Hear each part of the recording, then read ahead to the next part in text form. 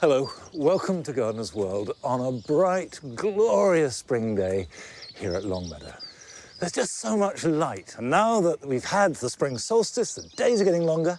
Next week, the clocks are going forward, and everything is getting better and better. This week, Carol is in her own garden in Devon, planting a shrub that doesn't just give us colour at this time of year, but also has a delicious fragrance. I just can't wait for these leaves to unfurl and those beautiful buds to open into pure white flowers. It's gorgeous. Joe continues his series of masterclasses on planting design, and this week he's sharing tips on how to create an exotic tropical garden. And we visit a couple in Cornwall who've created a garden devoted to powerful colour combinations. It doesn't matter if you make mistakes. You don't know how it's going to work until you've tried it.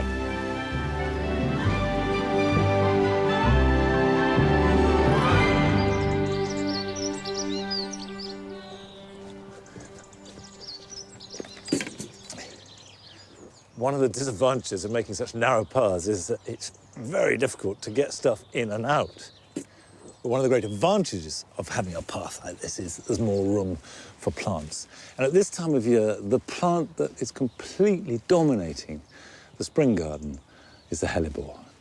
They have an intensity of colour, a richness, a generosity that few other flowers have at any time of year, let alone in spring. The range that's possible is really wide. And if you go to any garden centre or shop, there are loads of different types of hellebore for sale, and it's a good time to buy them because you can see them in flower. And I've got some here. These beauties, they're Credale strains, and you can see that fantastic plum colour. It does look as though it should be hanging like fruit from a tree. And then this one, this black, smoky colour. Really, really special. Now, when you plant any hellebore, but particularly these oriental hybrids, you do need to have good soil. Do you see this here? That is an old leaf that's left over, and that has got hellebore black spot. And all the old leaves actually were cut off before Christmas to stop exactly this, to stop the fungus, the black spot, spreading to new growth. So if you see any leaves with these chocolate black stains on them, and they will extend to the flowers too if you're not careful, cut them off and burn them. Now, hellebores have deep roots, so give them plenty of room down as well as out. Now, if you've got well-rotted leaf mould, it's ideal. I have actually got some mushroom compost too, which I've used a lot on the hellebores, and that works well. But just plenty of leaf mould underneath the plant will give it a nice, easy root run and also be nutritious without overwhelming it. What you're looking for is that this soil level, not the top of the pot, but the soil level wants to be flush with the soil.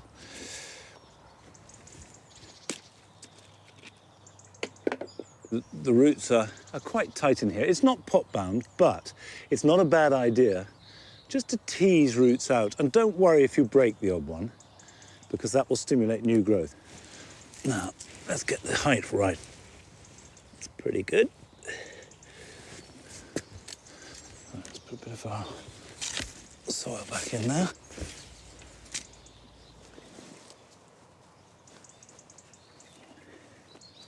Look at the way that instantly it adds depth of colour and texture to the border. And what I'm hoping is not only will that perform, but also it'll go forth and multiply. Find another wonderful hellebore, cross-fertilise and produce offspring that exceed the virtues of both their parents. And that way the stock will gradually be enriched. Now, hellebores, for all their virtues, don't have scent, or at least none that I've been able to recognise. But Carol is in her garden in Devon, planting a shrub that not only has really beautiful flowers, but also a delicious fragrance.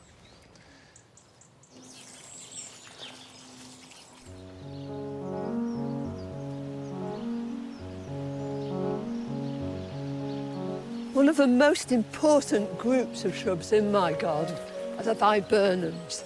They're marvellous. I've got our native one, Viburnum opulus, in the hedge that runs right down the side of my garden, and it gives you gorgeous big white flowers and lovely red berries.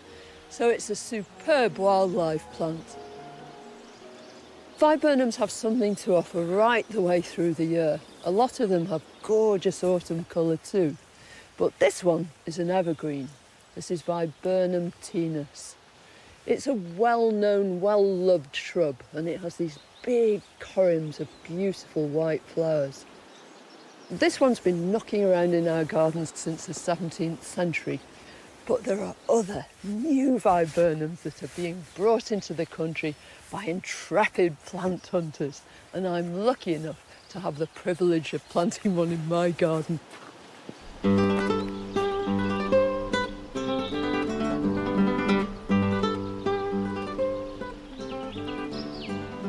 Viburnum carlesii, discovered by a bloke called Carls, who is an English diplomat, and he found it in Korea and thought it'd be a brilliant plant for our gardens. It's more than 100 years ago since Mr. Carls first introduced his viburnum. But this particular plant, this was brought into cultivation by Blethen and Sue Wynne-Jones, modern-day plant hunters, and very intrepid too. They found it up on top of a cliff, growing in very sandy soil. It was really, really exposed and windy. And the whole plant, the buds, the leaves, the stems, everything is covered with this fine, furry substance that actually protects the cuticle of the leaves and the stems from the hot sun and the drying winds. It's perfectly evolved to live in that sort of exposed site. I haven't got a cliff top, but this is my most exposed site, and I think it's going to adore living here. Now, it's a big specimen, this, and they've sent it to me bare-rooted. Normally, we used to get in our shrubs in containers, but this has been dug from the field by Blethen himself. So I need to get it into this hole as fast as I possibly can. That looks good. We'll need something to steady it. And this might keep it in one place so it's got something to lean on. And then back in with its compost. I've added to this soil lots of sand to try and make it feel completely at home. And you can hear it's very gritty too. You've got to get them into the ground quickly, and we've been spraying the roots of this right the way through to make sure that it doesn't dry out. And providing it can get those roots down, then it really isn't going to suffer at all. As I go, I'll just give it a little shake. So you force that soil in amongst the roots. The whole object of the exercise is to try and ensure that it's at exactly the same planting depth as it was in Blethen's field. I think that's probably enough for affirming. It's going to be a bit of a shock for it, first of all, but because these leaves aren't out yet, the roots should get a chance to establish themselves properly. It's particularly important with bare root shrubs to make sure that you really give them a good drenching and that you continue to do it over the following weeks, just to help them settle down. Well, I think this looks really happy, and I just can't wait for these leaves to unfurl and those beautiful buds to open into pure white flowers. It's gorgeous.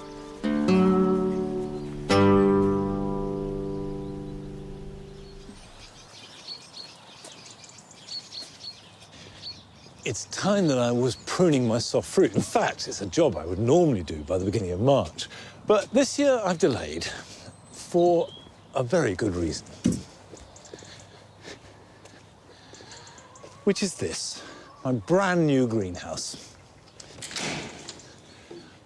you can see that it's really tall, and this means that there are lots of opportunities for growing vines, for having tomatoes trained up on strings, cucumbers. But it doesn't matter what kind of greenhouse you're going to get, there are certain principles that apply to all of them, and that's the same for a little plastic job on the side of the house, which you raise seeds in, to a cathedral of glass. First thing is construction. You can have the framework going down to the ground, but it must be on a fairly firm surface. A really good idea to make a brick base if you can. It will hold the heat, much better for insulation, and also holds the moisture a bit, because greenhouses do tend to get a little bit too dry. And then think about the orientation. South over there, so it means that it's going to get sun pretty much all day long. The sun rises over there and sets over there. So plenty of light. It's no good getting light only in the evening or only in the morning, so bear that in mind. So work out where you want it, work out what you want from it, and then go for it. Because I've never met anyone who regretted getting a greenhouse. Anyway, we'll come back to this lots of times later on.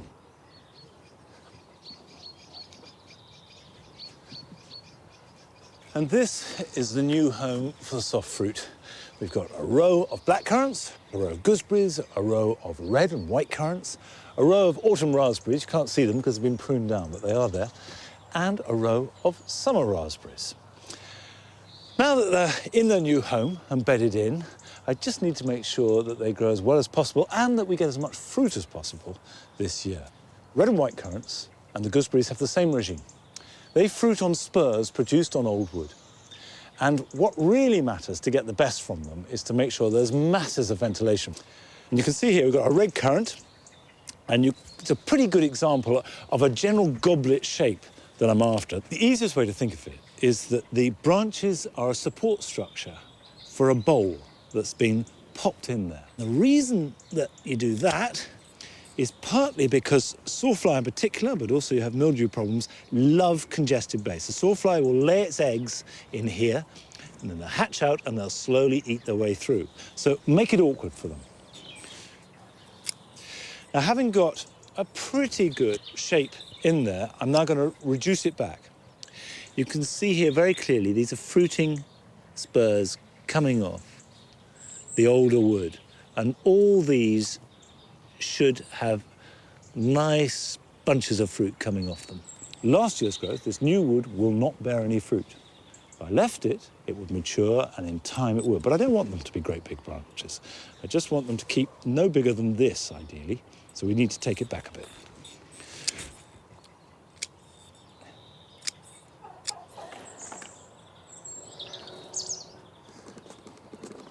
Last week I was working here in the dual garden in much worse weather.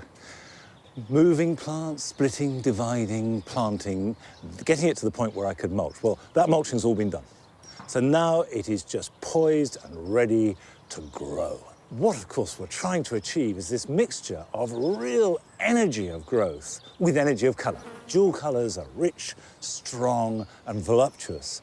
It gets changed and added to and discussed at huge length. Sarah and I talk around every single planting. We both have a veto. And that means that ultimately we always agree on what's in here. But when you're trying to make a garden with a partner, it's not always a smooth process. I love pastels, pinks, lilacs, blues, whites, mauves. But then again, totally the opposite. Bright oranges and purples and yellows and blues. I like to have lots of colour, and to me colours don't particularly clash. But I'm told regularly, you can't put that with that. I tend to bow to her better judgment. Red to me is red. And I come home with a plant and she says, what colour is it? I say, red. And come spring when it flowers, she says, why have you put an orange plant there? I said, it's not, it's red. And we will argue about colour, but that's all.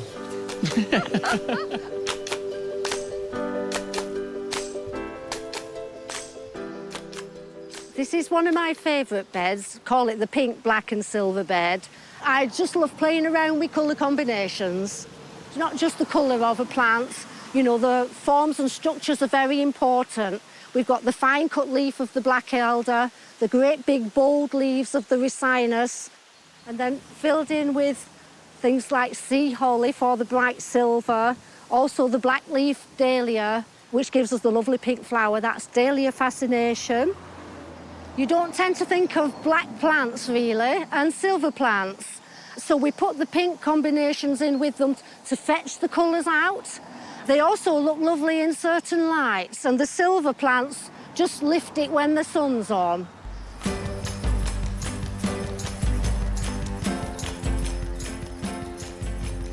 If you've got a small garden and you can only maybe use tubs, it's nice to have something like this lovely Hackney crowgrass. It does have lots of different shades in it.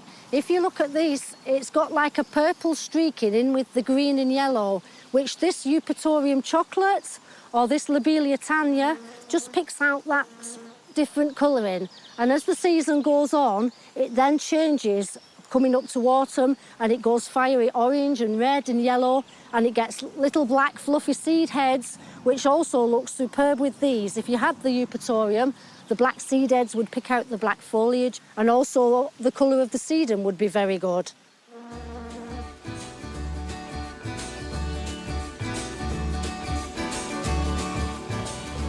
And we love this garden because it's in total contrast to the cool garden. It's what we call our tropical garden. We have lots of oranges and reds and yellows and purples with a little hint of white mixed in just to cool the hot colours down. My favourite plants in here are the dahlias. We've got Helga, Bishop of York and Bishop of Llandaff, and the colours and size and shape of the flowers are all so different. My favourites have got to be the lobelias. I absolutely adore the lobelias. They give you a very bright, vibrant colour for a very long time. This time of year, there's a lot of daisy-flowered plants, so that big, long, bright spike makes a beautiful combination with all the daisy type of flowers.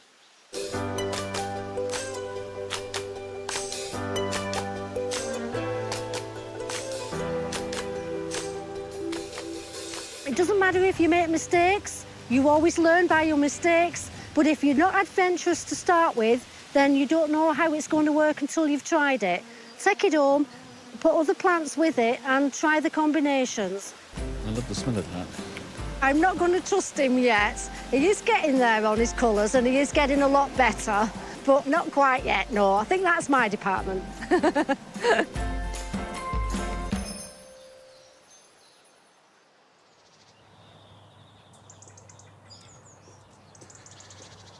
Well, it's very nice to have somebody to work with, especially when you're planning a border and all its complexities, but inevitably there are going to be disagreements. But when you do agree, it's usually better for it. Now, you may not be planting this weekend for colour in the borders, but here are some jobs that you can be doing.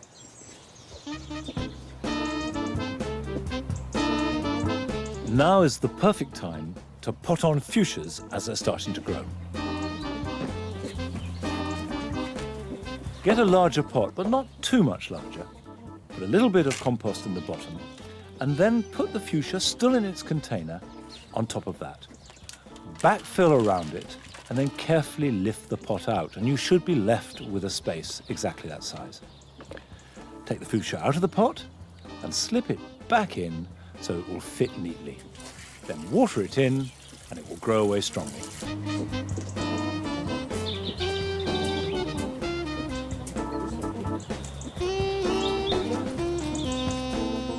As the bullet-like buds of hostas start to appear, it's the perfect moment to divide them. Lift the entire plant and chop it in two with a sharp spade. Make sure that each segment has at least one healthy bud. Then replant all the segments and they'll grow with renewed vigour, as well as giving you lots of spare plants.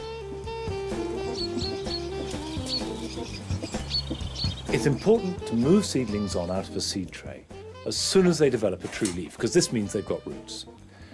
Hold each plant by the leaf, not a stem, and gently lever it out with as much root as possible.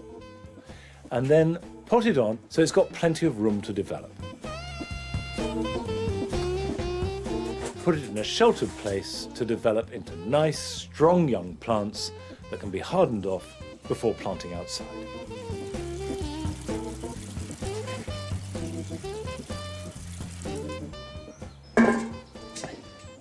Now, all these jobs are part of the rhythms of the British gardening year.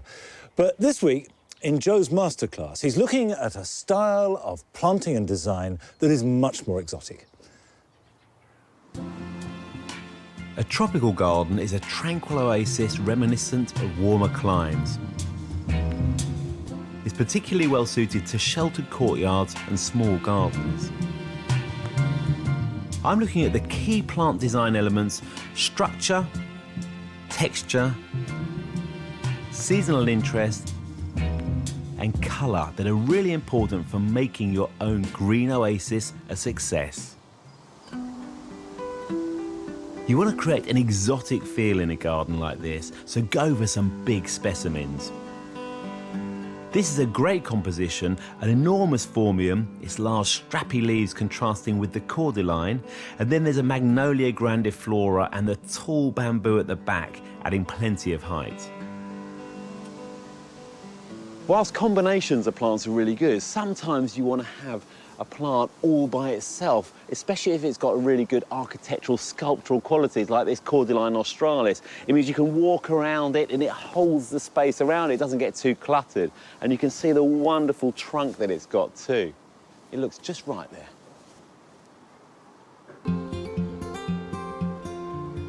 With this style of planting, we're looking for plenty of volume, but we don't want it all to turn into just a green mush. We need definition between the plants, and here the composition works beautifully. The upper story is created with the fatsia and this tetrapanax, deeply lobed cut leaves, and underneath we've got this tree fern with its more filigree foliage. This astelia has got lovely silvery, sword-like, strappy leaves, a vertical accent, and looks great next to this canna here, and there's a purple cordyline over there. So together, there's volume there, but there's also drama. When it comes to colour, this garden is predominantly green. It has a very soothing effect. But there's lots of different sorts of green in here, all contrasting subtly together. For example, we've got the euphorbia here with its glaucous foliage, plenty of blue in there.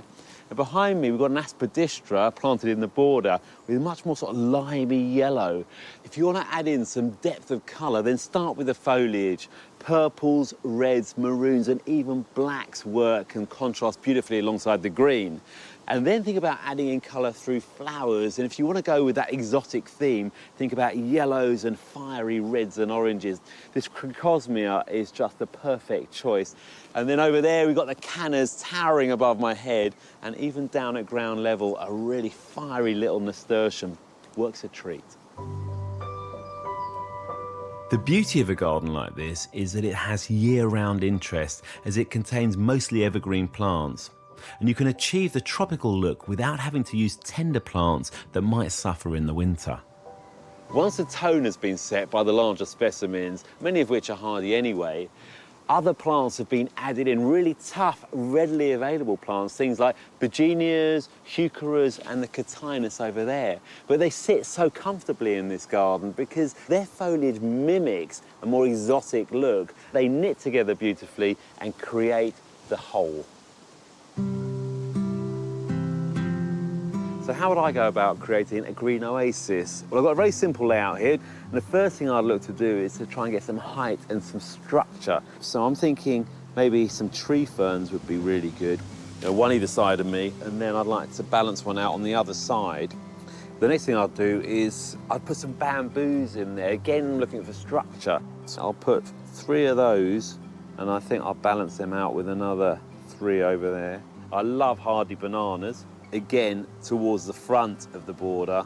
And the next thing I want to do is to green up the boundaries. So loads and loads of climbers. Ivy works really well in this garden. Trachelospermum jasminoides and even Virginia creeper, which introduces a little autumn colour. In this area here, I'm thinking something quite large. I think something like a fatsia would work really well. And then we're working on adding more texture and colour.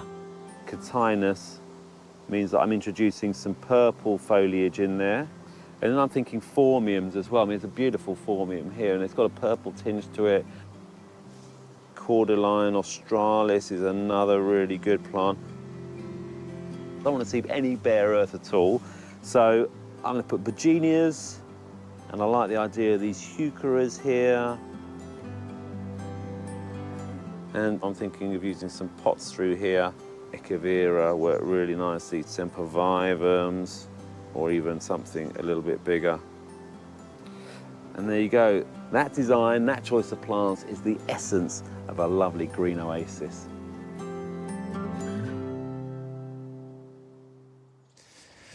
Now, I'm mulching the Meconopsis that as yet have not appeared. And the nature of any mulch is pretty much the same, whatever you use, although there is a choice. It's doing three things. It's keeping moisture in the soil by stopping it evaporating. It's also suppressing weeds by blocking out light. And if it's made out of an organic material, it's going to rot down, incorporate with the soil, and improve the soil structure. So I'd say it's almost the single best thing you could ever do to your garden. Now, around these Meconopsis, I'm using spent bracken, which has the virtue of being ericaceous, which is great for plants that are acid-loving. You know, azaleas, rhododendrons. But there are other materials that will do the job just as well, like pine bark or pine needles. If you go to a garden centre and ask for an ericaceous mulch, that will be perfect for those kind of plants. But if in doubt, you'll never go wrong with garden compost or leaf mould.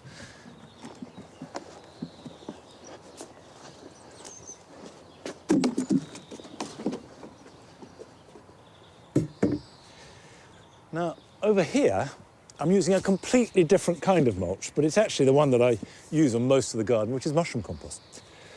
And that's because I've got different plants. Nearly all plants that aren't ericaceous respond well to it. And this garden has improved hugely because it does break down heavy soil to a certain extent. And mushroom compost, by the way, is not made out of mushrooms. It's manure that is composted with lime added, and that breaks it down, and then mushrooms are grown in it.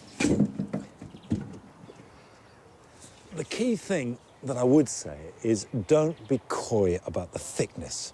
Really put it on generously. Of course, making sure that you clear away from any leaves, and far better to do a small area really well than spread it thinly over a larger area. That really is the key to successful mulching.